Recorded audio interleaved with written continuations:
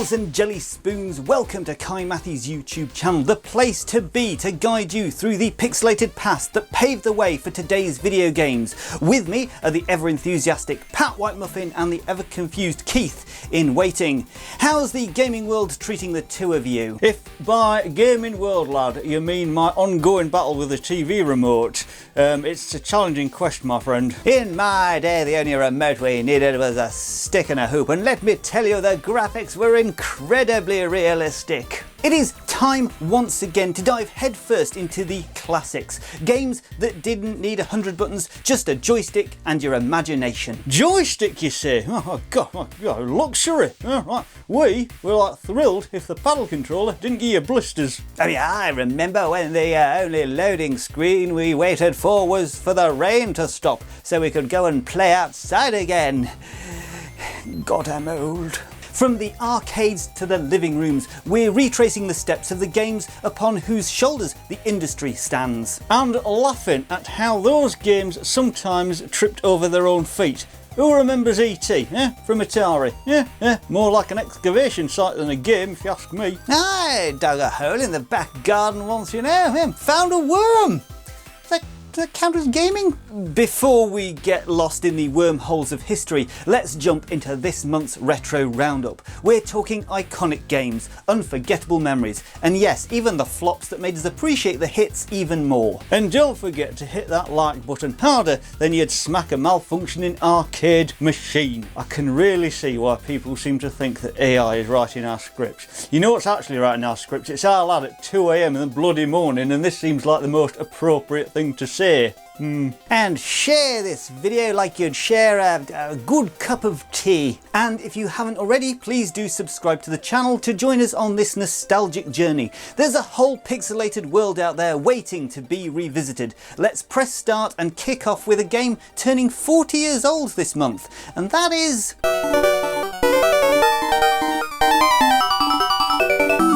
Galapus, a classic shooter game that hit arcades in 1984 and was crafted by the talented folks over at Namco. It holds the honour of being the third instalment in the beloved Galaxian series, picking up right where Galaga 3 left off in 1981.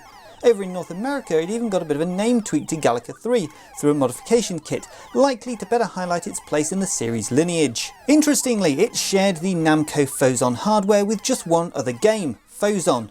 Fans of the game got to enjoy it on their Commodore 64s too, with a home version coming out in 1988. Fast forward a bit, a retro-style demaster version made its way onto Namco Museum Archive Volume 2 as a special bonus, taking a nostalgic nod from the Nintendo Entertainment System aesthetic. For those who love taking their games on the go, Galapus made its way onto mobile phones, and we enthusiasts got to relive the action in both Namco Museum Remix 2007 and Namco Museum Megamix 2010, keeping its original name alive and well. The Wii Virtual Console brought back the original version in 2009 for die-hard fans, and celebrations didn't stop there. In 2011, Galapus landed on iOS devices with Galaga 30 Collection, boasting spruced up visuals, sounds and some nifty achievements to unlock.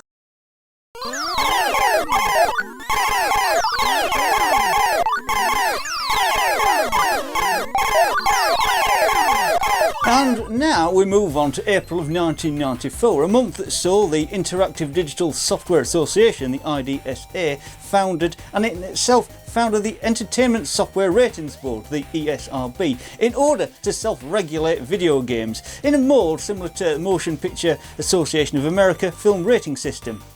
But at home we were busy playing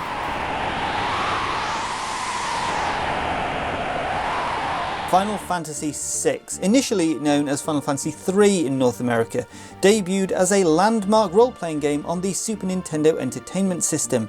Developed and published by Square, it marks the series' 6th installment and the last using 2D sprites. Directed by Yoshinori Kitse and Hiroyuki Ito, it features returning talents like character designer Yoshitaki Amano and composer Nobu Uematsu. The game's story, set in a world mirroring the Second Industrial Revolution, revolves around a group rebelling against the tyrannical regime, exploring themes like the quest for power, the horrors of war, and the journey towards redemption and hope across its expansive cast of 14 characters. Critically acclaimed for its sophisticated narrative, memorable characters characters and compelling themes, Final Fantasy VI is hailed as a masterpiece and a genre-defining epic, earning its spot as one of the greatest video games ever. By 2003 it had sold over 3.48 million copies globally, making it both a commercial and critical success. The game saw several ports, including to the PlayStation and Game Boy Advance, with minor updates. It also appeared on the Wii Virtual Console and the Super NES Classic Edition, don't you know? Notably, the game returned to its original title in all subsequent releases after its initial North American launch, rectifying the earlier numbering caused by skipping international releases of some entries in the series.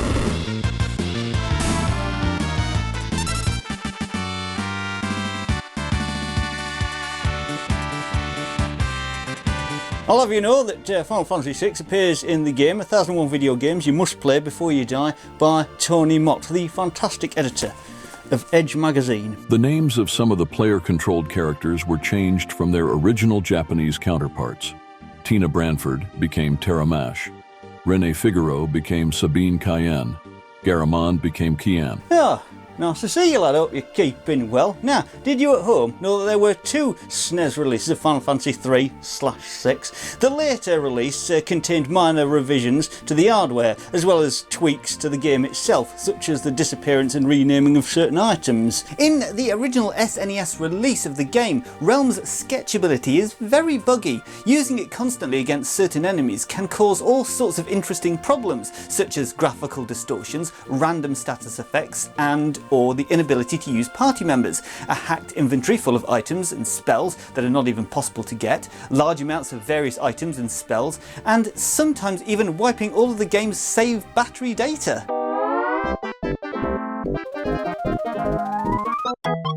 Sylvester and Tweety and KG Capers. In this Warner Brother licensed adventure, you step into the paws of Sylvester the cat on a quest for his most coveted prize, Tweety the bird. The game unfolds as a dynamic 2D side-scrolling journey, blending action, platform challenges and quick reflex tests. As Sylvester, you navigate through the ever-increasing array of obstacles, each level ramping up in difficulty, all in pursuit of catching the ever-elusive Tweety.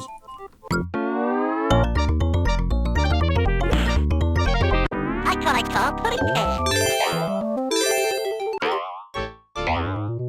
25 years ago, April 1999, the video game world were abuzz for the anticipation of the Sega Dreamcast's North American release, scheduled for later that year in September. The Dreamcast was Sega's last console and was revolutionary for its time, introducing several features that were ahead of its era. But whilst we waited, we were entertaining ourselves with the following.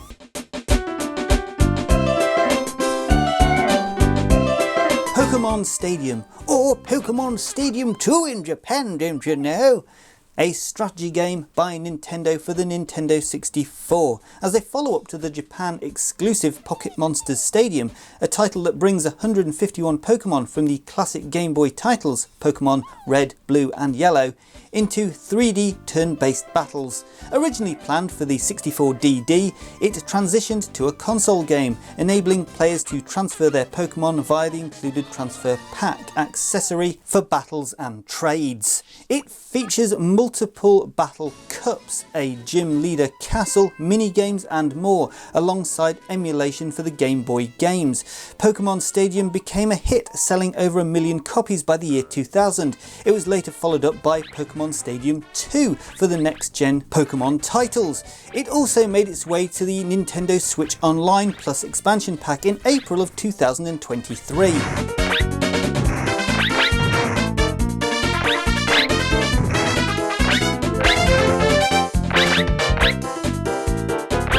He goes down swinging. All-Star Baseball 2000. A sequel in the All-Star Baseball series, and steps up its game with several enhancements and fresh features compared to its predecessor, All-Star Baseball 99. The game now uses motion capture technology to bring more authentic feel to players' movement, including batting, throwing and of course catching. There's a beefed up roster management system that allows you to scout and sign talent from the minor leagues, as well as create a brand new player equipped with custom stats. Dive into a full 162 game in win a league season or play through the complete 1999 MLB season as scheduled. Authenticity is key here. The game includes all 30 MLB teams, their home stadiums and both home and away uniforms. Even player likeness and their playing styles are true to life, thanks to the game's official licensing. Plus, if you had an expansion pack, you're in for longer, more detailed replays, adding to the immersive experience, don't you know? Missed it.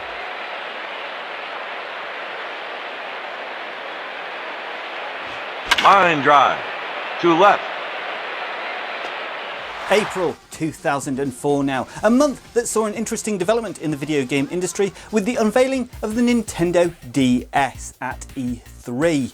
The Nintendo DS, a dual-screen handheld game console, represented a significant innovation with its two LCD screens working in tandem, with the bottom one being a touchscreen. This reveal was crucial as it marked Nintendo's efforts to differentiate itself in the handheld gaming market, especially when it were in competition with Sony's PlayStation Portable, the PSP, which was also gaining attention around about the same time. But whilst they were getting excited about handheld gaming, the rest of us were busy playing. He skies the pitch.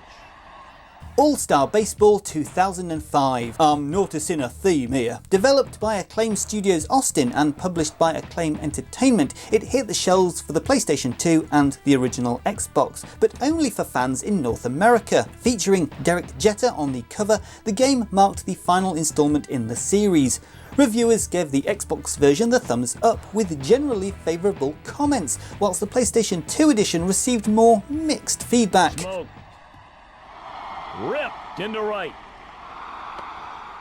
That was a pretty good curveball down, but the batter knocks the base hit to the opposite field on a nice... Requested to have you carry out this assassination, so kindly provide the style he's paid. Hitman Contracts, the third entry in the Hitman series, crafted by IO Interactive and brought to players by Eidos Interactive on Microsoft Windows, PlayStation 2 and the original Xbox. The game cleverly combines elements of both a remake of the original Hitman, codenamed 47, and its sequel, Hitman 2 Silent Assassin. It refreshes missions from the first game with sharper graphics and integrates gameplay improvements seen in Hitman 2. Besides updating previous missions, Contracts introduces new flashback missions that delve into the backstory of Agent 47, the game's cloned assassin protagonist, especially focusing on the missions that nearly cost him his life. Critics received Hitman Contracts warmly, applauding its refined gameplay, visual upgrades, engaging soundtrack, and notably darker mood and setting. However, some felt that it didn't make a big enough leap from its predecessor in terms of innovation.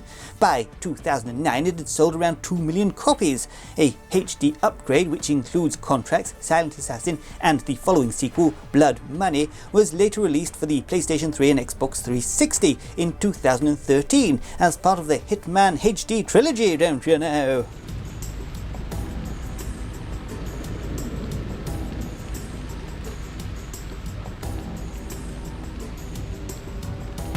A large majority of levels in Hitman Contracts are simply remakes of the levels from Hitman Codename 47. Almost all of the major missions from the original game have been remade in Contracts. The only major levels that weren't remade were the Columbia mission, where you assassinate Pablo Oca, and the deathmatch style final confrontation in the asylum. Both of these levels were very action orientated and were probably deemed a bit inappropriate given Hitman's series' later focus on more crafty, less Rambo-ish style gameplay. And finally, April 2014 saw an important event in the video game industry with the announcement of Amazon acquiring Twitch, the leading live video platform and community for gaming, for $970 million. This acquisition, completed later in August that same year, marked a significant moment in the industry, highlighting the growing importance of live streaming and community engagement in gaming culture. Twitch, which has become a central global hub for esports, game walkthroughs and individual streamers gained even greater resources and stability under Amazon's ownership. This move not only underscored the value of live streaming in the gaming world, but also pointed towards the future direction of gaming content consumption and the role of major tech companies in the gaming sector, don't you know? How's your live stream going? I mean, after a somewhat problematic start, you can catch Kohigh Mathy's streams here on YouTube and over on our TikTok. Links in the description down below. Anyway, let's get back to looking at these video games, shall we? I mean, these games might not be retro, but it'll probably surprise you to learn that they are now 10 years old, don't you know? Child, tuck yourself in bed and let me tell a story. Child of Light, crafted by Ubisoft Montreal and brought to audiences by Ubisoft. It's a captivating mix of platforming and role-playing.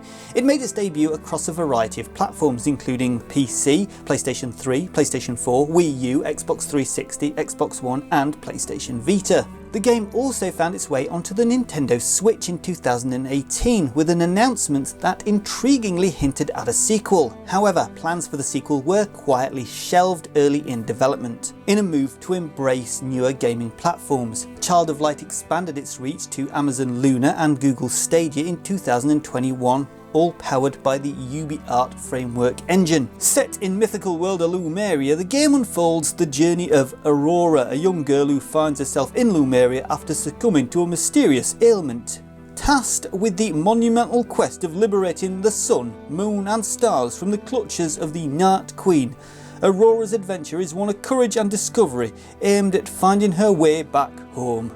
Critics and players alike have lauded Child of Light for its enchanting visuals, its immersive gameplay, memorable soundtrack and beautifully woven narrative, don't you know, making it a standout title in the gaming landscape.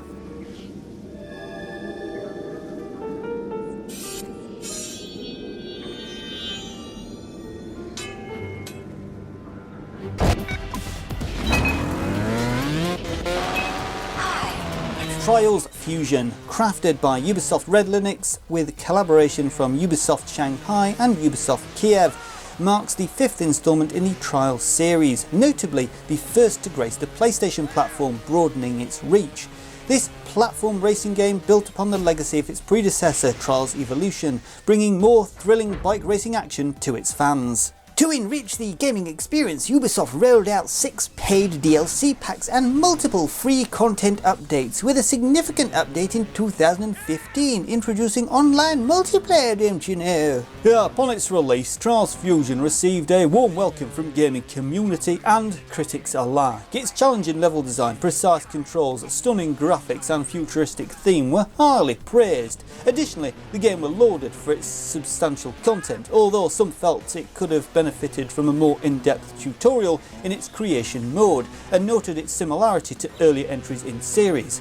By 2015, Trials Fusion had impressively sold 1.7 million units, cementing its success and popularity amongst players.